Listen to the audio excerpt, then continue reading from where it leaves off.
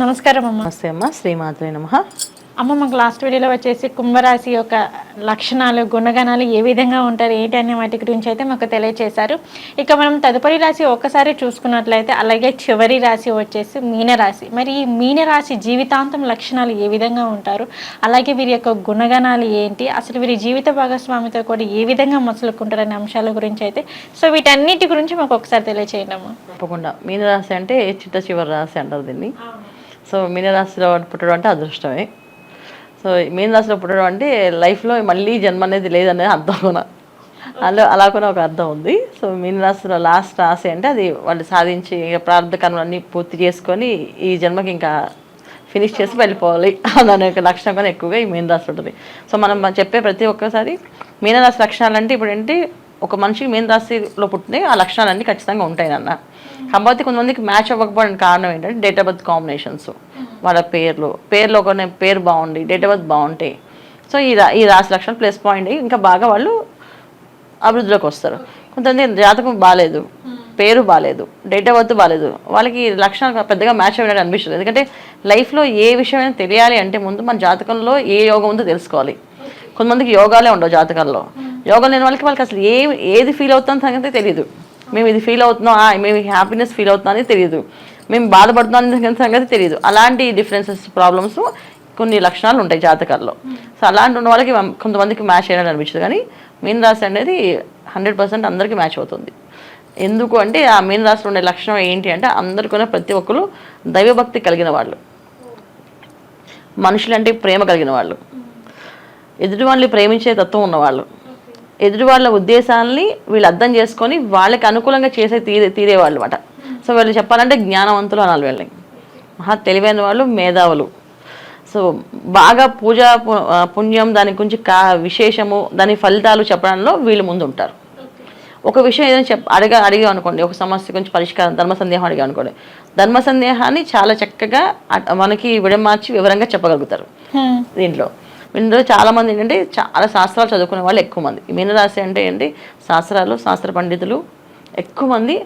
ఏదో ఒక మంచి పనుల్లో అంటే ఎక్కువ దైవ కార్యక్రమాల్లో దైవికంగా జీవించే వాళ్ళు ఎక్కువ మంది. నార్మల్ జీవితం చాలా తక్కువ మంది ఎక్కువ దైవికంగా జీవిస్తారు. అంటే దైవం గురించి బతకడం, దైవం గురించి చెప్పడము, శాస్త్రం గురించి చెప్పడం, శాస్త్ర విషయాల గురించి చెప్పడము, ఎక్కువ ఆరాధనలు. అంటే వీళ్ళ జ్ఞానం ఎప్పుడు కూడా వాళ్ళ జ్ఞానం అంతా ఏంటంటే మనుషులకు పంచడానికి వీళ్ళు ఇష్టపడతారు. వీళ్ళ దగ్గర ఏ విషయాన్ని నేర్చుకోవాలంటే ముందు వీళ్ళ దగ్గర ఫస్ట్ మనం నేర్చుకోవాలంటే వాళ్ళు మాట్లాడే విధానాన్ని నేర్పిస్తారు. ఎవరితో ఎలా మాట్లాడాలి, ఎంతవరకు మాట్లాడాలి, ఎంత చెప్పాలి, ఏం చెప్తే వింటారు వాళ్ళు. అలాంటి విషయాల్లో వీళ్ళు ముందు చక్కగా మాట్లాడతారు. అలాంటి లక్షణాలు ఈ మీనరాశి వాళ్ళకి చాలా ఎక్కువగా ఉంటాయి. ఇంకొకటి, వీళ్ళ పుణ్యకార్యాలు వీళ్ళు చేసే విధానం ఎలా ఉంటుందంటే, ఆ కార్యక్రమం చూస్తే మనకి మళ్ళీ ఎలాంటి కార్యక్రమాలు మళ్ళీ ఎక్కువ చేయించుకోవాలమా అంటే అంత విధంగా అంత అందంగా చేస్తారు. అలాంటి విషయాలు వీళ్ళకి ఎక్కువగా. చాలామంది వ్యాపారం, ఉద్యోగాలు చేసేవాళ్ళు ఉన్నారు, చేస్తారు కూడా బ్రహ్మాండంగా. వ్యాపారం చేసినా సరే చాలా బాగా చేస్తారు, న్యాయంగా ధర్మంగా చేస్తారు. ఈ న్యాయధర్మంగా పట్టుకొని వెళ్ళడం వల్లే చాలామంది లాస్ అయ్యి ఇబ్బంది పడే వాళ్ళు కూడా ఉన్నారు ఈ మీనరాశిలో. సో ఉద్యోగాలు తక్కువ మంది చేసేది. ఉద్యోగం అనేది వీళ్ళకి ఇష్టం ఉండదు మొదటి నుంచి. ఏంటంటే ఒక క్రమశిక్షణతో వీళ్ళ జీవితాన్ని ఏంటంటే మనం ఏదైనా సేవ చేస్తే 10 మందికి ఉపయోగపడాలి, అది వీళ్ళ ఆలోచన. ఏ పని చేసినా 10 మందికి ఉపయోగపడాలి, మనకు ఉపయోగపడాలి, మన కుటుంబానికి ఉపయోగపడాలి, అదే విషయం 10 మందికి ఉపయోగపడాలి. అంతేగాని ఒక గానిగిద్ద చాకరీలాగా మనం వెళ్ళి ఉద్యోగం చేసుకొని ఉద్యోగం దగ్గర ఉంటే ఏమొస్తుంది లాభం, ఎవరికి లాభం అని చెప్పి ఉద్దేశం ఎక్కువ ఉంది. అందుకే వ్యాపారం మీద ఎక్కువ శ్రద్ధ చూపిస్తారు, వ్యాపారం చేయడానికి ఇష్టపడతారు. చాలా క్రియేటివిటీ ఆలోచనలు అనేవి ఈ మీనరాశి వాళ్ళకి. ఒక్కొక్కరు ఒక్కొక్క రకమైన వ్యాపారాలు చేస్తే ఆ వ్యాపారం వాళ్ళే దాంట్లోనే ఫస్ట్ వాళ్ళు చేసినట్టు ఎవరు చేయలేరు, అంత బాగా చేస్తారు. సో దాంట్లో ఉన్న విషయాల్ని ఎనాలిసిస్ చేసి ఆ విషయం గురించి వివరంగా అందరికీ చెప్పి తెలియపరిచి చేస్తారు. సో అలాంటి విషయాల్లో మీనరాశి వాళ్ళు చాలా బాగుంటారు. ఇందులో అమ్మాయిలకు వచ్చినప్పటికీ మీనరాశిలో అమ్మాయిలు చాలా మంది పూజా పునస్కారం అనేది తక్కువ. తల్లిదండ్రులు గౌరవిస్తారు, చెప్పిన మాట వింటారు, బాధ్యతగా ఉంటారు. ఏ విషయమైనా తెలుసుకొని చేయాలనే దానికి చాలా ఆతృతగా వింటారు. చెప్తే నేర్చుకునే లక్షణం ఉంటుంది, చెప్పకుండా మాత్రం ఏమీ నేర్చుకోరు. ఈ విషయంలో మీనరాశి అమ్మాయిలకు ఎక్కువ మంది ఉన్నారు. సో అబ్బాయిల్లో ఉండే లక్షణాలు 90% అబ్బాయిలు చాలా ఇంకా చెప్పక వాళ్ళ గురించి చాలా మంచి వాళ్ళే. ఒక 10% మాత్రం మంచి వాళ్ళు ఉండకపోవచ్చు. ఎందుకంటే different of date of birth combinations, different of జాతకాలు, నక్షత్రాలు ఉండేవాళ్ళు వినకపోవచ్చు, చేయకపోవచ్చు. కొంతమంది జాతకం యోగమే ఉండదు. సో వాళ్ళు బాగుపడే అవకాశం ఉండదు. వాళ్ళ పేరుకి మెయిన్ రాసి మా మెయిన్ రాశిలో లక్షణాలు ఏం లేవంటే దానికి కారణం రీజన్స్ వాళ్ళ జాతకం చూపించారు ఒకసారి అలాంటి లక్షణాలు. కానీ బాగుంటారు. అమ్మాయిల విషయం వచ్చినప్పటికి ఏమంటే కొంతమంది బాగా పూజా పునస్కారాలు చేసుకుంటూ పద్ధతిగా ఆచారం మరియు వ్యవహారాన్ని చూస్తారు. కొంతమంది ఏం పాటించరు. అసలు ఈ ఆచారాలు ఈ వ్యవహారాలన్నీ అంటే వీళ్ళకి చాలా తెలివైన వాళ్ళు చెప్పాం కదా. సో వీళ్ళు తెలియట్లన్నీ ఎవరు రాశారు పుస్తకాలు ఇలా మడి కట్టుకోమని, ఎవరు రాశారు ఇలా పూజ చేయమని, ఎవరు రాశారు ఇవన్నీ. సో మీరు కొంచెం అనాలిసిస్ చేయండి, కొంచెం ఆలోచించండి, కొంచెం మారండి అని చెప్పి నేర్పించే వాళ్ళు కూడా ఈ మీన రాశి వాళ్ళు. కొంతమంది అమ్మాయిలు చక్కగా పద్ధతిగా ఆచారంగా ప్రేమ ఎలా చెప్తే అలా పెద్దవాళ్ళు చెప్పిన ప్రేమ అభిమానాలు అన్నీ చూపిస్తూ మనుషులతో అలాగే అదే పద్ధతిలో వాళ్ళ అమ్మ నాన్నలు వాళ్ళ అమ్మమ్మ తాతయ్యలు ఎలా ఉన్నారో ఈ అమ్మాయి కూడా ఇప్పటికీ అలాగే ఉండే అమ్మాయిలు ఉన్నారు. సో వాళ్ళందరూ కాదు, వాళ్ళందరూ చేసింది రాంగ్. వాళ్ళందరూ అప్పుడు మాట్లాడలేకపోయారు, మాకు మాట్లాడే శక్తి ఉంది, ఇప్పుడు మాట్లాడాలి, ఇప్పుడు కాలం మారింది అని పోట్లాడే వాళ్ళు కూడా ఈ కాలం ఈ మీన రాశిలో ఉన్న అమ్మాయిలు ఉన్నారు. సో 2 రకాల అమ్మాయి ఈ మీన రాశిలో మాత్రం ఉంటారు. మీన రాశిలో ఉండే వాళ్ళు. తర్వాత అబ్బాయిల విషయంలోకి వచ్చినప్పటికీ అలాంటి వాదనలు అస్సలు ఉండవు. చక్కగా పద్ధతిగా ఆచారం వ్యవహారాలు అన్నీ నేర్పించే లక్షణాలు ఎక్కువగా ఉంటాయి. అలాగే అమ్మ మీనరాశి యొక్క లక్షణాలు ఏంటి, గుణగణాలు అనే వాటి గురించి అయితే మాకు తెలియచేశారు. అలాగే వీరి జీవిత భాగస్వామితో ఏ విధంగా ఉంటారు అంటే చాలా చక్కగానే ఉంటారు. జీవిత భాగస్వామి చాలా మంచి వాళ్ళే వస్తారు. కొంతమందికి బాధ పెట్టే వాళ్ళు కూడా వస్తారు, బాగా బాధ పెట్టి ఇబ్బంది పెట్టే వాళ్ళు కూడా ఉంటారు. అయినా వీళ్ళు భరిస్తారు. ఎందుకంటే వీళ్ళు జీవిత భాగస్వామిని కుటుంబాన్ని ఎక్కువగా ప్రేమిస్తారు వీళ్ళు. సో ఎలాగొచ్చినా మన రాత్రిలో జరిగిందే ఉంది కదా. సో మీనరాశి అంటే అన్నప్పుడు ఏమైంది, చిట్ట చివరి రాశి. సో వాళ్ళ జన్మకొని ఏంటంటే ప్రారంభ కర్మలన్నీ అనుభవించడానికి వచ్చిన రాశి. సో వీళ్ళకి ఇలాగా వస్తే అలా వస్తుంది. అంటే ఏ యోగంలో వాళ్ళ జాతకంలో ఏదైతే అనుభవించాల్సి వస్తుందో, కొంతమంది భార్యతో బాధపడే అవకాశం ఉందనుకో భార్యతో బాధపడతారు. కొంతమంది భర్తతో బాధపడే అవకాశం ఉందంటే భర్తతో బాధపడుతుంటారు. కొంతమంది కుటుంబంతో బాధపడే వాళ్ళు ఉన్నారు. సో వీళ్ళు బయట అందరూ అర్థం చేసుకుంటారు, కుటుంబం మాత్రం అర్థం చేసుకోదు. అబ్బా వీళ్ళు మొత్తం చెప్పేవని చెప్తారు, కుటుంబంలో మాత్రం ఇలా చేస్తారని చెప్పి మాట్లాడే వాళ్ళు ఉన్నారు. సో బాధపడే యోగం ఉంటే అది బాధపడుతుంటారు. సో ఈ రాశిలో వచ్చినప్పటికీ ఈ లక్షణాలు చెప్పినప్పటికీ ఏమవుతుందంటే డిఫరెంట్ లక్షణాలు ఉంటాయి.